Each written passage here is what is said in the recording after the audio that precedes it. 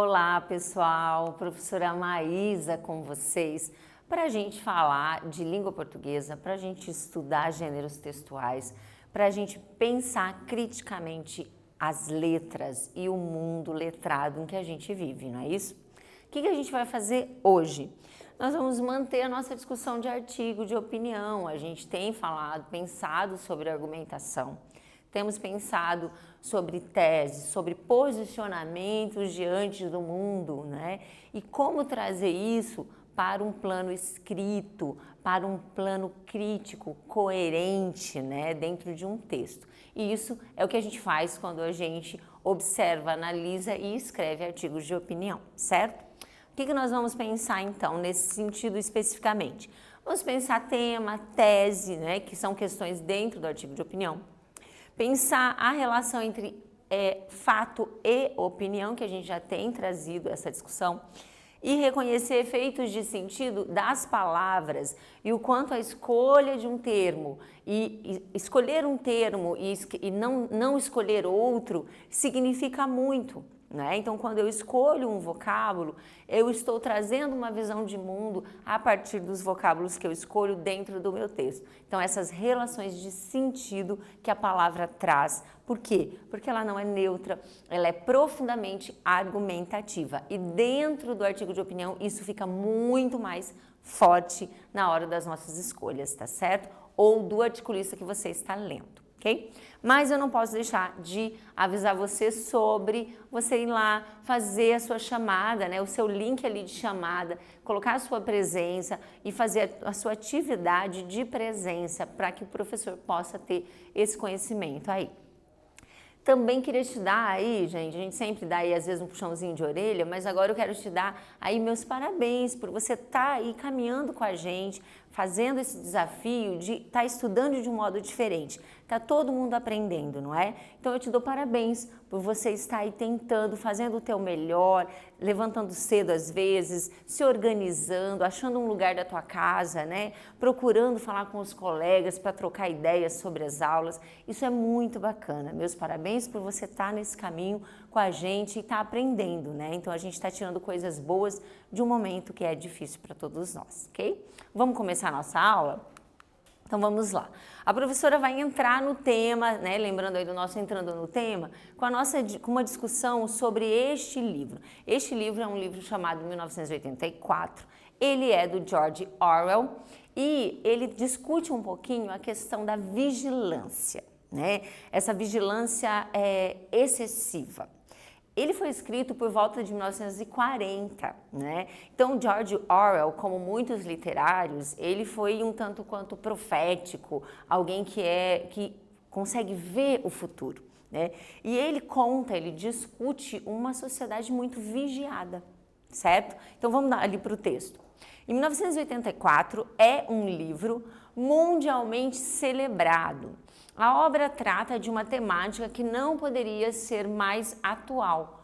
O que pode ocorrer com uma sociedade altamente vigiada? E quando essa vigilância transforma-se em mecanismo para controlar as pessoas? Okay? Então veja, essa é a discussão, é uma das discussões importantes desse livro, tem várias, mas essa que a professora escolheu para a gente discutir. Por quê? Para a gente pensar e entrar no tema, porque o nosso artigo vai discutir um pouquinho sobre tecnologia, né? Então essa vigilância que o Orwell traz está muito relacionada aos dias atuais, quando nós somos muitas vezes aí vigiados pelas tecnologias, né? Os nossos passos, né? Você e eu já fomos em alguns lugares e quando você saiu, eu pelo menos há um tempo atrás, quando a gente não estava em quarentena, eu fui a um restaurante e quando eu estava saindo do restaurante, uns 10 minutos, veio uma notificação no meu celular do Google Maps, que dizia assim, o que você achou? Avalie o lugar. E eu pensei, nossa, mas como assim? Eu não tinha feito check-in em nenhuma rede social e eles já sabiam que eu estava lá. Então veja o quanto a gente é vigiado. Outros exemplos aí você deve ter em mente também. Vamos dar uma olhada nisso, pensando nessas duas perguntinhas para você começar. Letra A. Você se sente vigiado na web, na internet, né? Então nas redes sociais, aí nesse mundo da web. E como você se sente vigiado? Aí você tem os seus lugares, eu também tenho aí os meus exemplos. Letra B. Qual a sua opinião sobre a vigilância virtual que sofremos atualmente? Como o exemplo que eu dei para você, o exemplo da propaganda que fica saltando, né? Quando você procura algum produto, depois aquela propaganda fica ali em volta de você, ali na internet. Como você se sente e o que você acha? Tempo e eu volto para a gente conversar.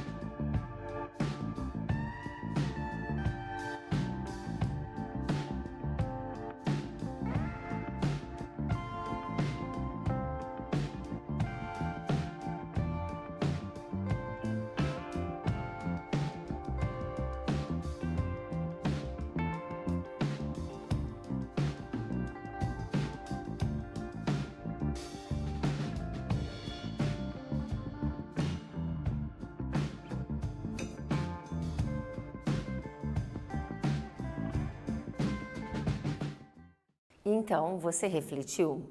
Colocou aí alguma resposta? Acho que é legal, né? A gente sempre interagir. Tenho falado isso para você. Vamos lá, a professora colocou aqui, eu fiz uma resposta minha. Você se sente vigiado na web? Claro, eu teria vários exemplos, como o primeiro que eu dei para você. Aí eu coloquei aqui, sim. Sempre que procuro um item para comprar, aparecem ofertas em todo lugar. Dependendo do dia, isso é muito irritante, né? Você às vezes já comprou o item ou já nem se interessa mais pelo item e aquele item fica aparecendo ali, pipocando em volta de você. Às vezes você está fazendo uma coisa muito séria ali na web, de repente lendo um e-mail, se preparando para algo e aquilo está ali, né? Então, eu me sinto vigiada nesse exemplo aí que eu estou te dando. Na letra B, qual a sua opinião? E aí eu coloquei que eu acho irritante, né? Que eu acho sufocante. Para não falar sobre inconscientemente, nós somos manipulados, não é verdade?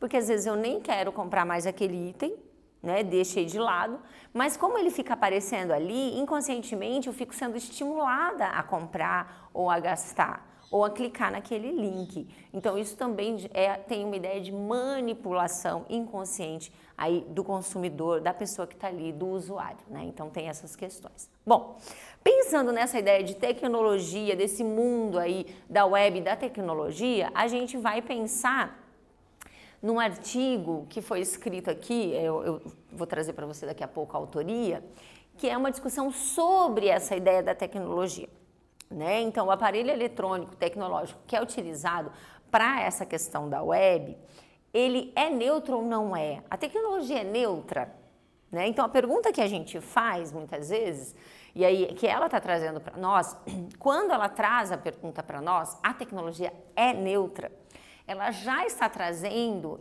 inferindo para mim que isso é uma polêmica, que isso é uma dúvida, que tem respostas para isso, né? Porque quando eu não tenho dúvida, eu não tenho pergunta, mas aqui eu tenho pergunta.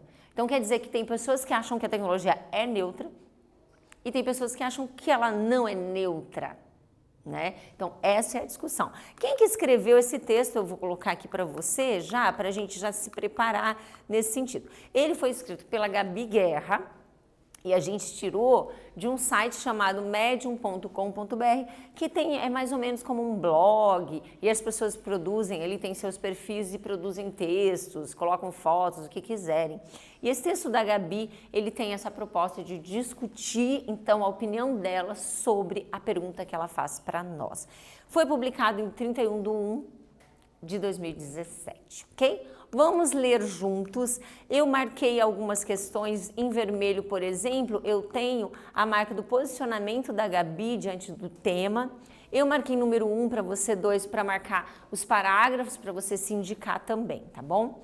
Ok? Então já entramos numa primeira questão do artigo, que é o quê? Há uma proposta de respostas, há uma proposta de argumentação. Quando ela diz a tecnologia é neutra, ela gera uma curiosidade para mim e eu quero saber qual é o posicionamento dela. Vamos ler. Com a possibilidade de automatizar muito dos trabalhos que fizeram, de usar análise de dados para tomar decisões e substituir postos de trabalho por robôs, o mito de uma tecnologia neutra se torna ainda mais perigoso. Então, ela marca aqui posicionamento no primeiro parágrafo. Quando falo sobre isso, busco trazer um exemplo histórico que, ao meu ver, é bem emblemático. Aqui, ela continua o artigo ela coloca dentro do artigo uma imagem. Não é muito comum, mas ela utiliza. Vocês já ouviram falar do algodão gin? Então, você tem essa máquina, a foto que ela coloca é dessa máquina chamada algodão gin. Essa máquina foi criada em 1793 e o que ela faz basicamente é separar as fibras do algodão das sementes do algodão, processo que antes de sua criação era feita manualmente. Que maravilha, não? Então, não sei. Esse é um posicionamento dela também.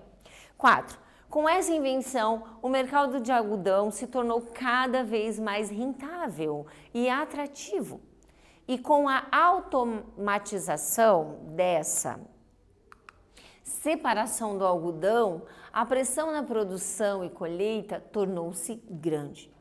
Estima-se que com isso, o número de pessoas escravizadas, forçadas a trabalhar nas plantações, aumentou de 700 mil em 1790 para 3,2 milhões em 1850. Ela traz uma fonte desse dado. 5. Em paralelo a isso, o que o que se vê é que o algodão gin é considerado um grande marco da Revolução Industrial e também considera que ela possibilitou a criação de diferentes tecnologias, impactando até hoje no desenvolvimento da indústria têxtil. Então, eu pergunto, essa tecnologia é boa ou é ruim? Veja que ela está caminhando aí para argumentar conosco, né? Trazer o posicionamento dela e amarrando com a pergunta. 7. E acredito que essa é a pergunta que temos que nos fazer sobre todas as tecnologias que vemos emergindo por aí. E a resposta, na minha opinião, é sempre a mesma. A tecnologia não é ruim, mas também não é boa. A tecnologia nunca é neutra. A tecnologia é ambígua, né? Ambígua é a ideia de incerto, né? Duvidoso aí. Ou seja, não há neutralidade na tecnologia e enxergar isso é muito importante. Quem tem o domínio das tecnologias que surgem, que ditam o uso que elas terão? Posicionamento dela. E é sobre isso que temos que discutir. Quem detém o poder sobre as tecnologias que estão sendo criadas? Quem cria essas novas tecnologias? 8. De acordo com o Oxfam e com o relatório Credit Suisse, 1% da população detém a mesma riqueza que os outros 99%. Nível altíssimo de desigualdade econômica. O capital está cada vez mais concentrado na mão de poucos. Além disso, vemos exemplos claros de tecnologia e racismo. Sabemos também que em 1974, 70% das alunas ou alunos da Faculdade de Ciência da Computação da USP eram mulheres e que em 2015 a presença de mulheres nesse curso resumia-se em 11%. Veja a diminuição ali. Isso só para começar a falar sobre as inúmeras desigualdades sociais que vemos refletidas nessa área. E aí pergunto, como promessas que emergem junto das novas tecnologias de melhorar e facilitar as nossas vidas proporcionam para as pessoas trabalhos mais criativos e menos mecânicos? Auxiliar na criação de uma sociedade com menos desigualdades econômicas e sociais tem de fato se concretizado. Número 10. Precisamos muito e urgentemente falar sobre o papel da tecnologia em nossa sociedade. Precisamos urgentemente tirar essa ideia de neutralidade da nossa cabeça e entender a quem de fato as novas tecnologias têm servido. Ok? Bom, essa é a argumentação da Gabi, né? Nós vimos que ela tem uma tese aí marcada para a resposta que ela está dando para a pergunta, isso é importante, trouxe uma pergunta, preciso respondê-la para o meu leitor aí. Ok, então a gente vai pensar sobre isso. Por que a professora está dizendo que esse é um artigo de opinião? A gente está trabalhando em cima disso para a gente fixar essas questões. Então a primeira questão ali, ó, porque ele apresenta tema que pode ter várias opiniões sobre ele. Né? Então pode ter várias opiniões sobre a tecnologia, sobre essa importância dela ou essa neutralidade ou não, certo? Então não tem uma, não tem a opinião da Gabi, tem a da Gabi e de outras pessoas que pode se diferir da Gabi. Então, ok. Segundo lugar, é um artigo de opinião porque ele apresenta no texto uma tese bastante marcada, que é a tese, o posicionamento, então assim, da Gabi, tá? Também é um artigo porque apresenta argumentos para defender essa tese. Ter opinião não basta, é preciso ter argumentos, explorá-los, né? Trazer fatos, discussões. Traz fatos e opiniões que juntos geram a argumentação, né? Ela traz exemplos para nós históricos, para que a gente possa observar aí o posicionamento dela e comprovar a tese dela. E é um gênero assinado, né? Foi assinado pela Gabi dentro daquele blog, certo? E foi publicado em um site para divulgação. Então, o artigo de opinião, ele é para divulgação. Eu não faço um artigo de opinião para guardar numa gaveta, eu sempre tenho que divulgá-lo, né? Então, divulgar a minha opinião, certo? Beleza? A professora colocou ali em vermelho a tese dela, né, ó. Aqui eu vou voltar rapidinho, porque depois a gente vai para os exercícios, então vou ficar bem claro para nós. Veja, o mito de uma tecnologia neutra se torna ainda mais perigoso. Quando ela trabalha com a palavra mito, ela está trazendo, isso é uma mentira, isso é uma lenda. A tecnologia não é neutra. Então ela já marca ali. Segundo, aqui também ela trabalha, vamos manter o vermelho primeiro. Aqui ela tem o quê? Aqui, ó, a tecnologia é ambígua, ela marca a resposta, quer dizer, ela é incerta, né? Não há neutralidade, ela vai estar dependendo do quê? Daqueles que dominam-na, né? Então ele diz, quem tem o domínio é que dita o uso. E aí esse uso pode ser benéfico ou maléfico, né? Pode discriminar, como pode libertar. Então a gente vai pensar sobre isso. Okay? O capital está mais concentrado na mão de poucos, posicionamento que ela chega a partir daquela opinião, que está daquele argumento ali. Precisamos muito, então aqui ela marca um plural, une o leitor dela, muito falar sobre o papel da tecnologia. Então veja o posicionamento dela de novo e aí ela fecha. Tirar a ideia de neutralidade da nossa cabeça, né? Entender que a internet, na verdade a tecnologia não é boazinha. Há um domínio sobre ela e esse domínio ele pode ser usado de várias maneiras, certo? Ok, querido? E ela marca também com exemplos que eu já mostrei, fatos, né? Ela traz tanto a questão, a gente tem aí a máquina que ela mostra, né, de algodão, ela traz os dados percentuais também de discriminação, da presença de mulheres, da questão do racismo, tudo isso é o quê? Fato que ajuda a comprovar o posicionamento dela, beleza? Quiz para a gente começar, vou fazer com você aqui. O artigo de opinião em questão apresenta a tecnologia como aspecto ambíguo, ou seja, é incerta e duvidosa, não sendo neutra. Verdadeiro ou falso, eu e você entendemos, mas é a tua opinião? Não, não é a minha opinião. É a sua opinião que eu estou pedindo? Não, a gente está falando do artigo de opinião que tem a opinião da Gabi aqui marcada. Verdadeiro, para a Gabi é isso que ela acredita e é isso que ela demonstra ali para nós. Exercício 1 para a gente pensar. Antes disso, a gente lembra o quê? O artigo de opinião, ele tem o quê? Estruturas, como qualquer outro gênero. Uma estrutura marcada por 3 aspectos principais. Estrutura composicional, título, parágrafos, assinado ou não. Temática, a temática ela é sempre, essa temática que tem vários posicionamentos, então ela marca esse polêmico aí do mundo. E o estilo que a gente vai olhar hoje com um pouquinho mais de calma, tá certo? Que é a linguagem, as marcas linguísticas. Beleza, exercício 2 para nós, né? A gente fez o entrando no tema e agora é esse.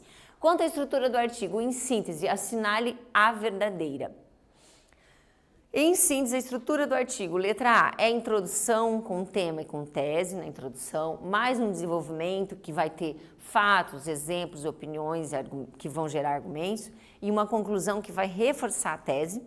Ou letra B, tem uma introdução com uma tese, tem um desenvolvimento e no desenvolvimento tem relatos pessoais, né, coisas muito emocionais e subjetivas e uma conclusão em aberto. Qual é a resposta certa? Vou dar tempo para você pensar e a gente volta.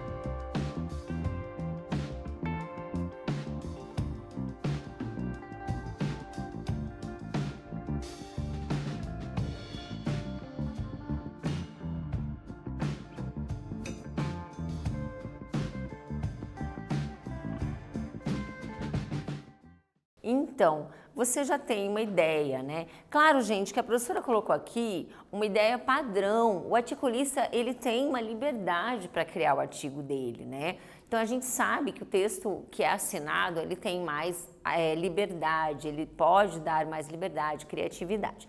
No entanto, tem marcas mais padronizadinhas. Uma delas, então, é a letra A. Então, a marca principal da estrutura do artigo é que ele tenha mais ou menos essa estrutura, tá certo? Que é essa estrutura que a gente colocou na letra A. Você marcou essa, né? Eu espero que sim.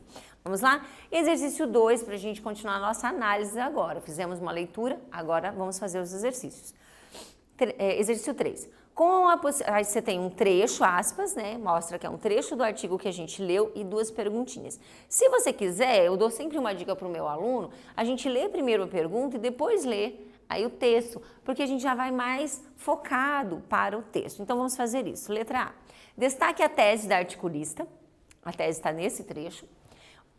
E letra B. Na tese, há uma contratese. O que é uma contratese? Uma opinião contrária já existente. Qual é? Você consegue fazer? Vamos ver? Vou te dar um tempo. Eu vou ler com você só o texto. Com a possibilidade de automatizar muito dos trabalhos que fizeram, de usar análise de dados para tomar decisões e substituir postos de trabalho por robôs, o mito de uma tecnologia neutra se torna ainda mais perigoso. Tempo, e eu volto para a gente fechar esse exercício 3.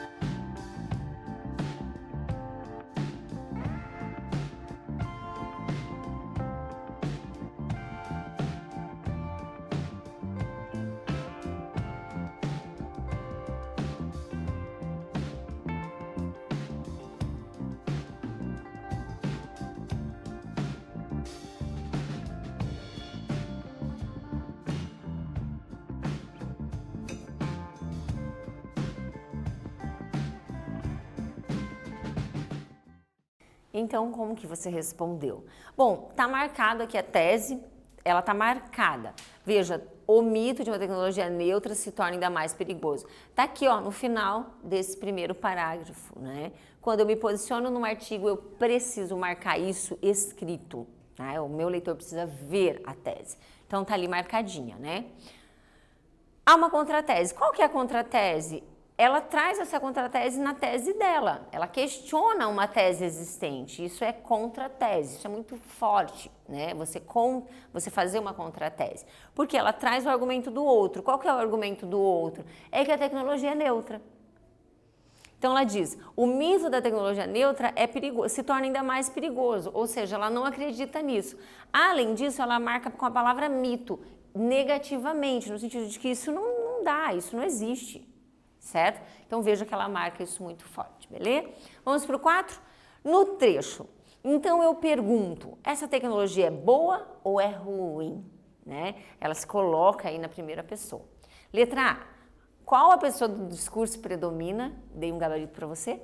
Letra B. Pensando na pessoa do discurso, em pessoas do discurso, quais são possíveis no artigo de opinião? Eu posso escrever com essa pessoa do discurso, posso escrever com quais outras? Quero que você pense e eu volto para a gente falar.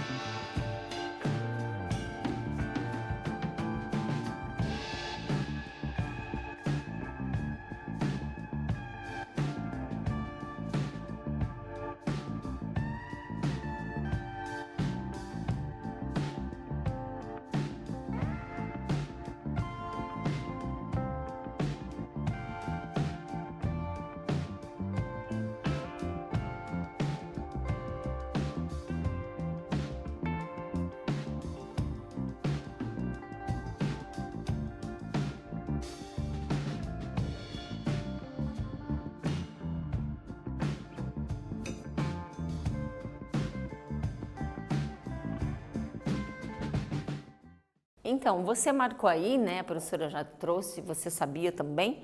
Veja, então, eu pergunto, ela usa, né, a primeira pessoa do singular predominantemente.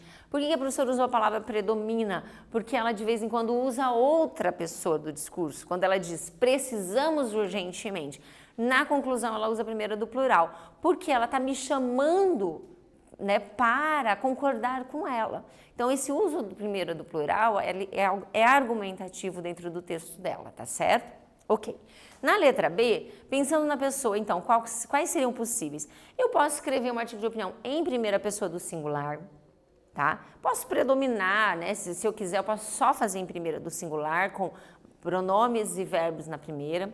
Posso usar a primeira do plural, né? Inteira, nós. Ou posso usar uma terceira pessoa. Observa-se que, acredita-se que. Veja, particularmente no artigo de opinião, eu acho que fica mais argumentativo o uso da primeira do plural ou do singular.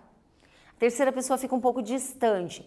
É preferível para textos um pouco mais formais, né? E a dissertação, de repente, né, do Enem, ou outros textos um pouquinho mais formais, né? Mas isso também é uma questão de estilo, de você se sentir confortável na escolha da pessoa do discurso, que você se sente melhor aí escrevendo, tá? Isso não é uma escolha, não é uma escolha minha. Agora, é claro que aí você pode escolher uma dessas, tá certo? Não dá para misturar tudo, aí fica ruim, não dá certo.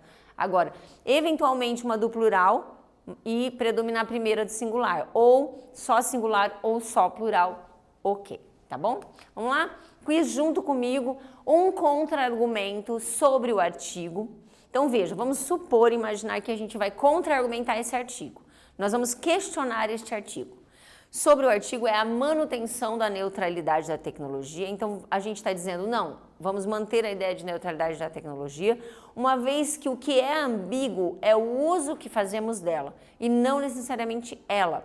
Por exemplo, tecnologia permite a criação de aparelhos que possibilitam diminuir as desigualdades dos deficientes visuais. Então, ela seria positiva, né, se eu usar para fazer isso. Então, veja, verdadeiro ou falso esse contra-argumento que a professora colocou? Verdadeiro, né? Então, aqui a gente diria, não, a tecnologia ela é neutra sim, tá? Ok? Vamos para o exercício 5 e fechando já a nossa aula. Vamos lá. Leia o trecho abaixo, eu vou ler já, mas vamos ver ali a pergunta. O uso da pergunta funciona argumentativamente? Como? Usar perguntas dentro do teu texto é interessante de vez em quando no artigo de opinião? Sim ou não? Vamos ler o trecho. E aí eu pergunto, como promessas que emergem junto das novas tecnologias de melhorar e facilitar as nossas vidas proporcionam para as pessoas trabalhos mais criativos e menos mecânicos? Como então promessas podem auxiliar na criação de uma sociedade com menos desigualdades econômicas e sociais, tem de fato se concretizado? Então, isso argumenta ou não argumenta? Como que argumenta essa pergunta? Tempo, a gente volta para fechar a nossa aula.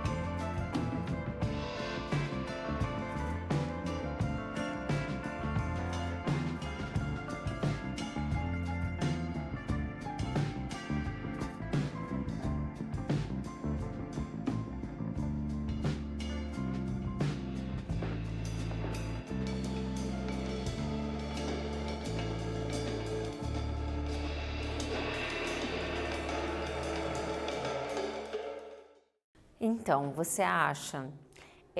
A pergunta, a gente chamaria isso de perguntas retóricas, né? Perguntas que, na verdade, já têm em si a sua própria resposta. Pelo caminho que a Gabi seguiu dentro do texto, a gente percebe que a pergunta dela, ela converge para reagir favoravelmente à opinião dela, né? Então, vamos ver aqui, ó. Quando ela diz, como que promessas já é uma palavrinha aí que dá uma ideia meio que ilusória, né, dentro do texto aí. Como que essas promessas que dizem aí que vão melhorar, facilitar a vida das pessoas, vão dar trabalho mais criativo, menos mecânico, como que eles podem auxiliar na criação de uma sociedade menos desigual e social, né, menos desigual econômica e social, tem de fato se concretizado. Quando ela faz essa pergunta, a professora colocou aqui, ó, a pergunta propõe uma reflexão e não necessariamente respostas, mas podemos supor já que ela questiona a proposta dessa tecnologia para diminuir desigualdades. O termo promessa e a expressão de fato podem refletir isso. Ela diz como que isso realmente está acontecendo. O que a Gabi ela traz para nós aí? Ora, com essa tecnologia tão avançada que nós temos, de fato, a gente não tem uma diminuição de desigualdade econômica e social. Então, quer dizer que é promessa, que isso não está acontecendo, né? Então, essa pergunta leva o leitor a começar a pensar, opa, né? Então, nesse sentido, é bastante argumentativa, sim, ok? O que a gente fez na nossa aula, né?